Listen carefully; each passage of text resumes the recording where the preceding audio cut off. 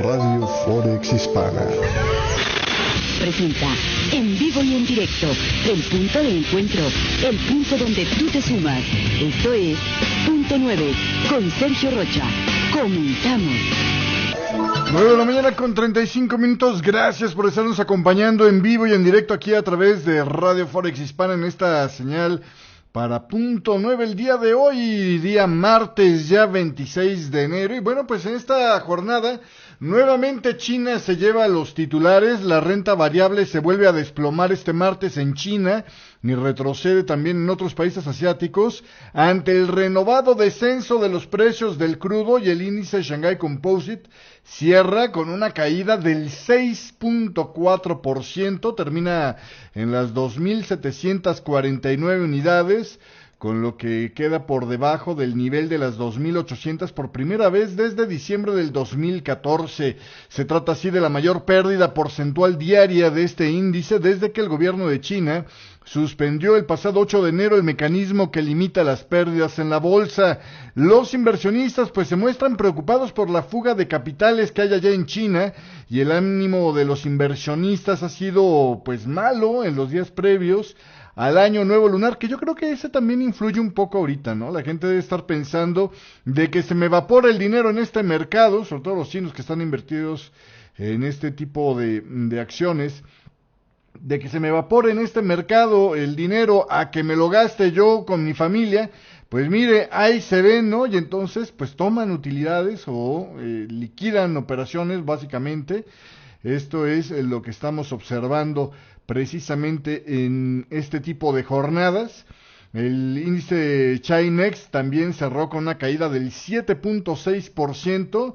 El Shenzhen Composite también perdió un 7.1% el día de hoy. Y no solamente ellos, el Hansen de Hong Kong también perdió el 5.8% y en lo que fue el sector energético, con lo cual el índice en general perdió un 2.5% el día de hoy.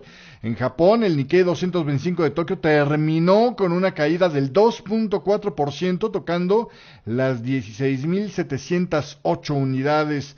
Los mercados de renta variable pues siguen preocupados, ¿no?, por los bajos precios del crudo. Ha vuelto a rebotar hacia la baja el crudo en esta jornada, y bueno, pues esto ha vuelto a despertar temores en esta sesión del día de hoy, aunque después se ha estado recuperando durante lo que es la segunda mitad de la sesión europea y el inicio de la sesión americana. El crudo ha estado remontando sus pérdidas y ya ahora está ganando 1.27% para cotizar en los $30.70 nuevamente. Le decía yo en la cápsula de Forex con café del día de hoy, bueno, es que sí está haciendo un retroceso, pero pues la verdad es que todavía no se veía desde el punto de vista técnico preocupante, porque mientras no rompiera los mínimos podría ser inclusive parte de ese retroceso profundo que se espera normal cuando hay un arranque de una nueva tendencia, aunque fuera de corto plazo, ¿no?, hacia el alza en lo que es el crudo para esta jornada. Así que pues ahí tiene usted el rebote. De la mano de este rebote también ha venido el rebote en el apetito por el riesgo, visto por ejemplo en las acciones de Europa, ¿no?, que arrancaron todas en negativo y abajo del 1%, y ahora están ya todas en positivo. El Eurostoxx 50 en este momento está ganando el 0.45%, está en las 3.016 unidades nuevamente. FTSE 100 de Inglaterra está prácticamente plano en las 5.879 unidades. DAX Industrial de Alemania está ganando el 0.4%, está en las 9.771 unidades. K40 de Francia gana 0.34%, cotiza en las 4.326 unidades, mientras que el IBEX 35 gana 0.46% el día de hoy, está en las 8.607 unidades. En Estados Unidos la apertura también está siendo positiva. El Dow Jones gana el 0.8% en esta mañana y está en las 16.012 unidades. El Standard & Poor's 500 gana 0.57%, cotiza en las 1.888 unidades, mientras que el Nasdaq está ganando 0.22% en este arranque para cotizar en las 4.528 unidades cuando ya son las 9 de la mañana con 40 minutos. Así las cosas el día de hoy. Ya que estamos con los mercados, mire, el dólar index prácticamente sin cambios el día de hoy en 99.33. El crudo, le decía, ganando 1.09%, está en 30.66. El oro y la plata también con movimientos hacia el alza, relativamente modestos. El oro gana 0.67%, equivalente a $7.40 para cotizar en los 1.112,70 la onza de oro. La de plata está ganando 0.78%, equivalente a unos 11 centavitos para cotizar en los 14,36. Y el cobre también repunta y repunta fuerte el día de hoy, 1.54%, 2.029 la cotización del cobre en esta mañana del día de hoy. Sobre este movimiento de China, el Banco Popular de China anunciaba también que había inyectado en el sistema financiero un total de 440,000 millones de yuans, equivalente a unos 67,000 millones de dólares, lo que sería su mayor movimiento diario de inyección mediante operaciones de repo desde febrero del 2013. La semana pasada, ¿se acuerda usted? Habíamos entregado una noticia similar. Las inyecciones de hoy llegan después de las 3 que realizó precisamente la semana pasada y que en su conjunto pues buscan hacer que las entidades de la segunda mayor economía del mundo dispongan de suficiente liquidez para los retiros que hacen los chinos de cara a el feriado del nuevo año lunar, en donde, bueno, pues espera un aumento fuerte en el consumo. El Banco Central de China canalizó el efectivo a través de 2 tipos de acuerdos de recompra inversas. Entre estos, bueno, pues el emisor concedió 360,000 millones de yuans, que equivalen a unos 55,000 millones de dólares en repos a 28 días, y otros 80,000 millones de yuans en repos a 7 días. Desde el pasado 19 de enero, que se dio a conocer que el crecimiento del Producto Interno Bruto de China era del 6.9% para el 2015, en lo que era la cifra más baja en un cuarto de siglo, el emisor ha llevado a cabo 4 inyecciones de liquidez. Y llama la atención que el día de hoy, bueno, pues resulta ser que el encargado de la Oficina Nacional de Estadísticas de China, está bajo investigación. 4 horas antes de que se dé a conocer este tema de que estaba bajo investigación el director de esta oficina, Wang Baun, había hecho comentarios en una reunión informativa ofrecida, pues de que los fundamentos económicos de China continúan siendo sólidos, decía él, y la economía sigue siendo resistente. El funcionario reiteró que los datos del Producto Interno Bruto de China son fiables. Y bueno, pues sobre este tema dicen algunos que podría estar versando la investigación. Resulta ser que las autoridades de China anunciaron hoy que han abierto una investigación por supuesta corrupción contra Wang Baoan, el que es el director de la Oficina Nacional de Estadísticas de China, decía la Oficina de Información Xinhua, el órgano anticorrupción del Partido Comunista. Dijo que intenta averiguar si Wang habría cometido graves violaciones de disciplina, el eufemismo con el que se refieren a la corrupción allá en China. Este señor Wang, de 52 años, habría sido nombrado director de la Agencia de Estadísticas de China apenas el pasado mes de abril, después de ejercer durante 3 años como viceministro de Finanzas. El Partido Comunista dio a conocer la investigación contra este director, le digo, 4 horas después de que ofreciera esta conferencia el señor Wang, diciendo que la economía de China está sólida. En otra de sus últimas comparecencias públicas, el ahora investigado fue el encargado de anunciar la semana pasada los datos del Producto Interno Bruto con esa histórica caída más amplia en los últimos 25 años.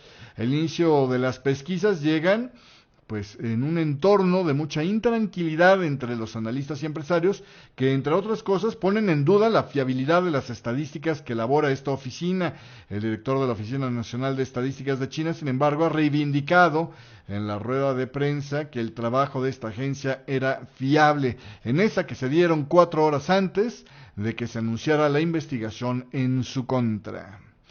Y pasando a otras noticias, el tema de los petróleos, de los precios petroleros, ha sido uno de los puntos centrales. Y sobre esto, durante la jornada del día de hoy llegaron a perder otra vez el nivel de los $30 por barril. El crudo Brent de referencia había llegado a caer hasta los 29,93 en el mercado de Londres, aunque después estaba rebotando, ¿no? Por su parte, también el West Texas Intermediate llegó a caer a los 29,80 y después rebotó más tarde en esta jornada. Este lunes ambos contratos cayeron más de un 5%, los precios del petróleo han estado perdiendo cerca de un 18% desde inicios de año y los analistas consideran que probablemente sigan siendo muy volátiles.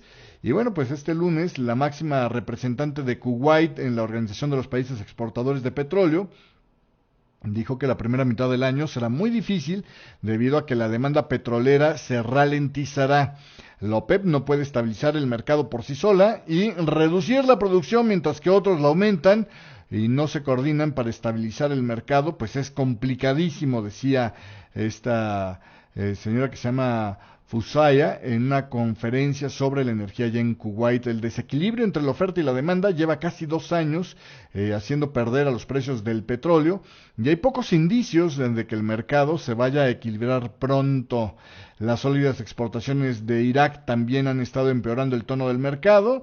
Irak exportó 99.7 millones de barriles de crudo en diciembre a un precio promedio de $29.28 por barril, según los datos publicados este lunes por el Ministerio de Petróleo de Irak.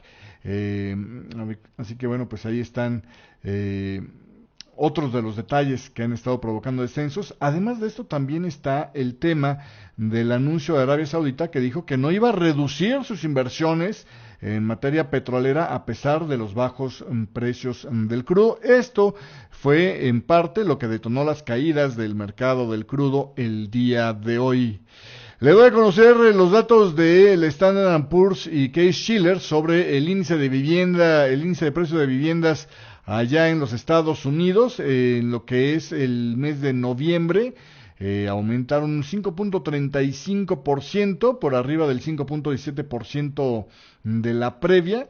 En las 20 principales ciudades, ajustado a estacionalidad, en el comparativo mensual, el índice de precios de viviendas aumentó 0.94% por arriba del 0.8% que el mercado estaba esperando. Y para las 20 principales ciudades, ajustado a estacionalidad, pues el índice quedó en 182.86%.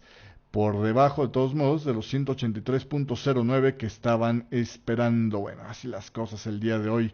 En otros datos de esta jornada, el índice de ventas minoristas de la Red Bull Research dicen que estas declinaron 1.4% en el comparativo mensual y aumentaron 1% en el comparativo anualizado para la semana finalizada al 26 de enero. Esto es lo que dice la Red Book Research sobre las ventas minoristas allá en los Estados Unidos. Y todavía tendremos por delante el dato, hacia el final de este programa, de la Conference Board sobre la confianza del consumidor allá en los Estados Unidos. Corte comercial, son las 9 de la mañana con 48 minutos.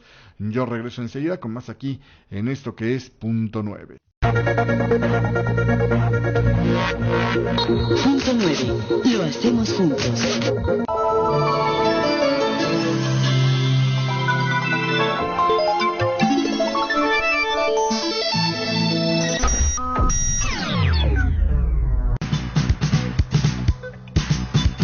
Sigue el pulso de lo que sucede en los mercados. En Punto 9, con noticias y comentarios sobre lo más importante en macroeconomía y divisas, justo cuando abre la bolsa en Nueva York. Soy Sergio Rocha y te espero en Punto 9, de lunes a viernes a las 9:30 de la mañana, hora del este, en vivo, por www.forexhispana.com.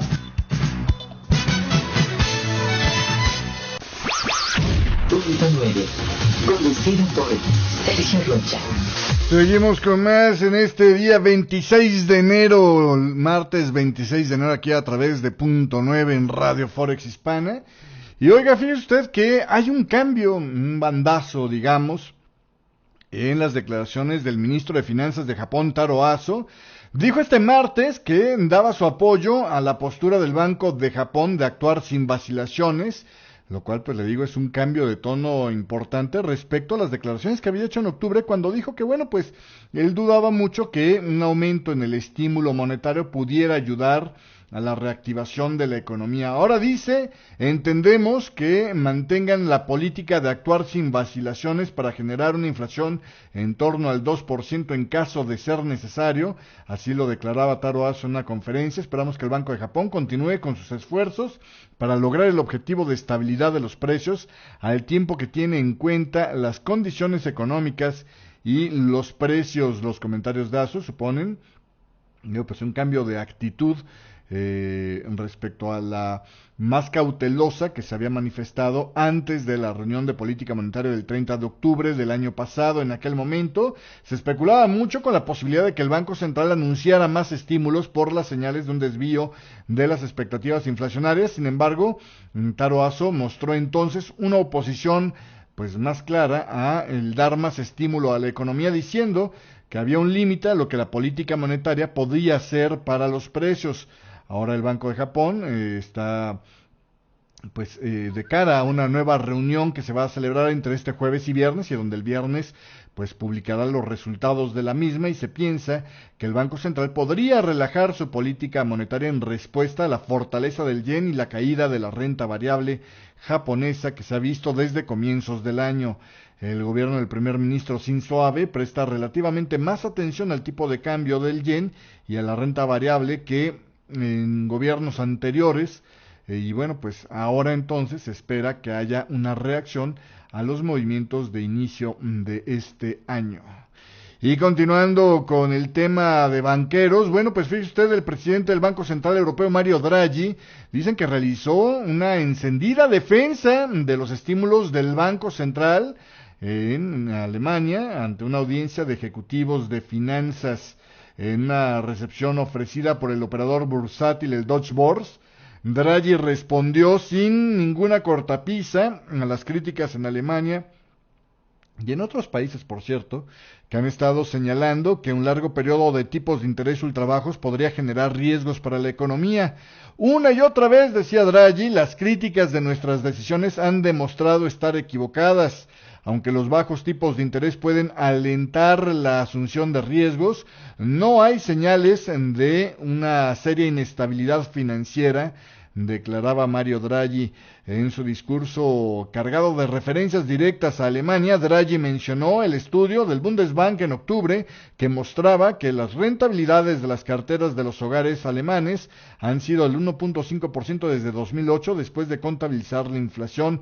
Esto es mejor que en varios periodos repetidos desde principio de los años 90, señaló Draghi en respuesta a estas críticas de que los bajos tipos de interés han dañado a los ahorradores alemanes y a los de otros países. Mario Draghi destacó la naciente recuperación del crédito en la eurozona y el desapalancamiento de los bancos. Aunque podría haber bolsillos de exuberancia como en algunos mercados inmobiliarios, Mario Draghi destacó que el Banco Central Europeo no fijó los tipos de interés para pinchar burbujas locales. Si el Banco Central viera señales de un sobrecalentamiento generalizado, nunca es un problema para los bancos centrales retirar el exceso de liquidez.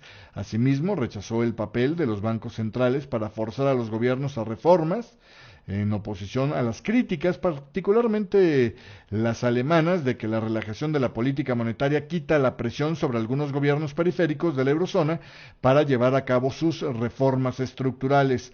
Lo que están haciendo los bajos tipos de interés es estimular la economía y especialmente la demanda de bienes duraderos, como son los automóviles, dijo Draghi en esta aparente referencia a la gran industria automotriz de Alemania. Y pasando a otra información, fíjese, aquí hay un punto interesante que vale la pena tener bien claro. El señor Piercarlo Padoan, el que es ministro de Finanzas de Italia, le endosa al Banco Central Europeo, a la mala comunicación, dice él, del Banco Central Europeo, el hecho de las olas de ventas sufridas la semana pasada por la banca italiana, lo cual a mí me parece un error a todas luces. Y le voy a explicar por qué. Si usted se acuerda, cuando estábamos en medio de la crisis de deuda de Chipre, se estuvo empezando a hablar del mecanismo del bail-in, ¿no? Como la nueva idea que tenían los políticos europeos para hacer frente a las inestabilidades y a las necesidades de capital en medio de estas crisis para la banca. Y le decía yo, bueno, pues esto es tanto como decir tontos por ejemplo, el gobierno de Irlanda, que se empeñó completito con tal de sacar a flote a su banca, haciéndole inyecciones con los fondos provistos por los contribuyentes. Le decía yo que era un error porque con las nuevas reglas que estaban imponiendo, donde decían que llegando a haber una falta de capital en un banco, el primero que tendría que entrar a accionar pues sería el mismo banco para tratar de conseguir capital, cosa que le advertía yo no lo iba a lograr porque pues de tontos iban a meter dinero en una trampa como la que estaban planteando los políticos allá en Europa. En segundo lugar, si no lograban con esto solventar su falta de capital, los bancos emproblemados tendrían que recurrir a, primero, el dinero de los bonistas, es decir, quien le haya prestado ese dinero, pues se iba a convertir en accionista del banco. Después, de los accionistas, ¿no? Pues estos iban a tener que acabar perdiendo el dinero para poder hacer frente a los problemas del banco. Y en tercer lugar, los depositantes, ¿no? Entonces decía, todo esto va a generar que en cuanto haya el más mínimo asomo de problemas de liquidez en un banco, pues que haya una debacle en ese banco donde se le suben primero los costos de financiamiento, es decir, la gente percibe muchísimo más riesgo para prestarle a ese banco y entonces o no le prestan o simplemente le prestan a intereses enormes a ese banco, lo cual va a minar más su situación. En segundo lugar, bueno, pues iba a haber una fuga de inversionistas, las acciones se iban a liquidar, ¿no?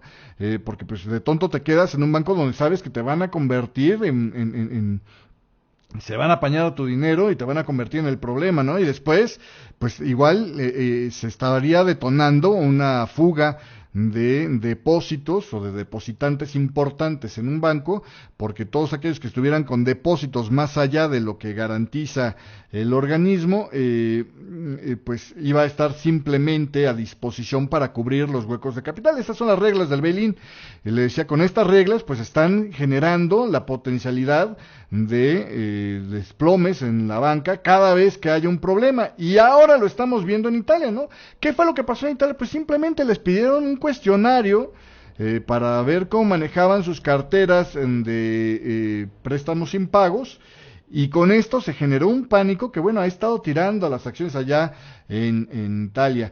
Y en lugar de reconocer esta situación, pues no, le están diciendo al regulador bancario que pues estuvo haciendo mal su chamba porque no dio la información lo suficientemente clara como para no asustar al mercado. Las acciones de los bancos italianos han descendido en los 3 primeros días de la semana pasada en reacción a las noticias que se dieron durante el fin de semana, donde se decía que el Banco Central Europeo había enviado unos cuestionarios a varios bancos de la eurozona solicitando detalles sobre sus planes para hacer frente a los préstamos morosos. Esto que después se la pasó el jueves y el viernes Mario Draghi tratando de explicar con peras y manzanas a todo el mundo para que no cundiera el pánico. Y bueno, aunque estas noticias, insisto, no decían que los bancos italianos en concreto fueran objeto de una petición de información, algunos operadores afirmaron que esta medida del Banco Central Europeo habría acrecentado los temores de los inversionistas sobre la salud del sistema financiero italiano y que la desaceleración del crecimiento mundial pudiera retrasar la consolidación en el sector bancario italiano. El miércoles, la banca Monte dei Paschi di Siena, el banco más antiguo del mundo, ya había perdido un 46% de su valor de mercado. Los otros 5 bancos italianos importantes que recibieron cuestionarios del Banco Central Europeo, incluyendo a Unicredit, Banco Popolare, Banca Popolare de Milano, y pues todos estos también sufrieron fuertes caídas. Esto simplemente no puede suceder, decía Padoan en una entrevista al margen del Foro Económico Mundial allá en Davos, Suiza. Esto es una amenaza a la manera en la que se gestiona la unión bancaria. Padoan dijo que el Banco Central Europeo tendría que haber comunicado mucho antes y de manera mucho más directa que el cuestionario formaba parte de un ejercicio rutinario y que no era una señal de un temor particular sobre la situación de la banca en Italia. Es una gestión inadecuada de la información, decía Padoan, quien explicó que A su ministerio le llevó 4 días, hasta la rueda de prensa del presidente Mario Draghi, lograr que el Banco Central Europeo aclarara públicamente que no tenía en su punto de mira a los bancos italianos.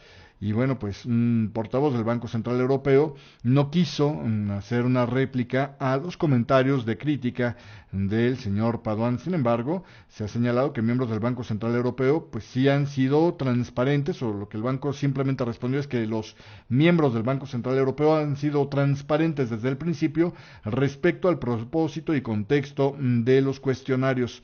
Padoan dijo que, aunque Draghi al final hizo una declaración pública respecto a estos cuestionarios, pues parte ya de los daños que se habían generado eran irreversibles. Durante este tiempo se realizaron transacciones en los mercados y algunas personas perdieron miles de millones. Algunas personas obviamente también ganaron con estos movimientos, decía el señor Padoan. Pero bueno, así las cosas. A mí me parece que es un error el perder la vista del punto importante, y es en la mala situación que han dejado a la banca para poder reaccionar, y que ahora se le está viniendo, y mientras sigan tirando el dedo acusador al Banco Central Europeo, pues seguirá el problema, porque simplemente no estará siendo corregido, sino que será apuntado a, es que les hablaste y los espantaste tú. Bueno, en fin, así las cosas el día de hoy.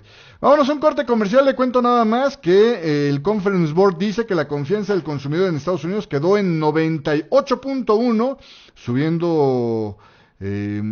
A ver, espérame, ahorita le doy el contexto. 98.1, perdón, subiendo con respecto al 96.3 de la previa y el 96.5 que se estaba esperando.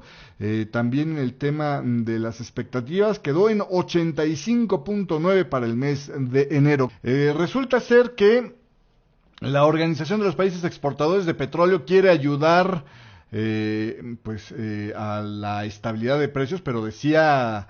la principal representante de Kuwait ante la OPEP, Nawal al-Fusaya, decía que bueno, pues necesitaban también de la ayuda de los miembros fuera de la OPEP. La OPEP por sí sola no puede estabilizar el mercado y reducir su producción, mientras que otros aumentan la suya. Y bueno, pues estos comentarios los vertía de cara precisamente a las caídas que habían renovado los temores en el mercado en esta jornada del día de hoy. Los precios del crudo volvieron a descender por debajo de los $30 por barril este martes desde la sesión asiática, luego de que Arabia Saudita reiterara que no recortaría sus inversiones en materia petrolera a pesar de los actuales bajos precios del crudo, lo cual pues generó la impresión de que pues en el mercado seguiría el exceso de oferta durante mucho más tiempo, porque bueno, pues uno de los argumentos con los que se ha tratado de estar compensando la caída de los precios del petróleo es que ya los productores petroleros no van a poder hacer nuevas inversiones, lo cual a la larga nos hará más daño, ¿no? Este era, de hecho, el argumento que el día de ayer el Badri, perdón, declaraba, el presidente de la OPEP declaraba, diciendo es que es malo para todos que el precio del barril siga estando tan bajo. Pues el día de hoy responde Arabia Saudita, pues sea como sea, nosotros no vamos a recortar las inversiones en materia petrolera a pesar de los actuales precios bajos. Y ya para terminar el día de hoy le cuento, los ministros de Grecia criticaron este lunes los planes que sugerían algunas naciones de la Unión Europea en cuanto a que Grecia saliera del área de Schengen, esta de libre tránsito, y que cerraran la frontera con Macedonia con el fin de contener el flujo de inmigrantes que llega a este continente europeo. No tenemos la capacidad para acoger a todos los refugiados de Grecia. Somos un pequeño país de 9 millones de habitantes y es difícil aceptar a 3 millones de refugiados, señalaba el ministro de Migración de Grecia, Ioannis Moussalas, en una rueda de prensa. Los ministros de Interior de la Unión Europea abordaron este lunes en Ámsterdam, pues precisamente estas medidas que podrían tomarse contra Grecia en los próximos meses y que permitirían ampliar los controles fronterizos en el área de Schengen de las 26 naciones si se fracasaran las otras medidas que se han implementado para limitar la entrada de inmigrantes. Más de 1 millón de refugiados inmigrantes de países como Siria, Irak y Afganistán han entrado en Europa el año pasado y dicen que la mayoría entran por Turquía y Grecia. Mousalas advirtió que si se cierran los actuales puestos de control entre Grecia y Macedonia, aumentaría la migración ilegal y su país se enfrentaría a una catástrofe humanitaria, ya que miles de refugiados se quedarían varados en este país. Mousalas y el responsable de protección civil, Nikos Toskas, dijeron que la ley internacional y la comunitaria obligan a Grecia a rescatar a las personas que lleguen en botes desde la costa de Turquía y que la única forma de frenar este flujo sería que finalizara la guerra en Siria, que mejoraran las condiciones de los refugiados en los países vecinos y que Turquía fuera más acogedor con refugiados o tuviera más refugiados bajo su resguardo. Esto es lo que declaraba Grecia en este tema que es muy complicado. Acuérdense que ya desde el mes pasado el presidente de la Comisión Europea, el señor Jean-Claude Juncker, decía, pues si se acaba el Tratado de Schengen, podría acabarse posteriormente la Unión Europea. Así de simple y así de sencillo. Vamos a ver cómo siguen trabajando en este tema, pero por lo pronto ahí tiene la réplica de los griegos a este señalamiento que se estaba haciendo precisamente al respecto. Hasta aquí llegamos con la información. Gracias por la compañía el día de hoy. Lo dejo con música, son ya las 10 de la mañana con 7 minutos y me escucha a través de YouTube. Muchas gracias por la compañía, nos vemos en este espacio el día de mañana. Pásala bonito. No es posible detener el tiempo. Hasta aquí con Punto 9, conducido por Sergio Rocha. Gracias. Radio Forex Hispana presentó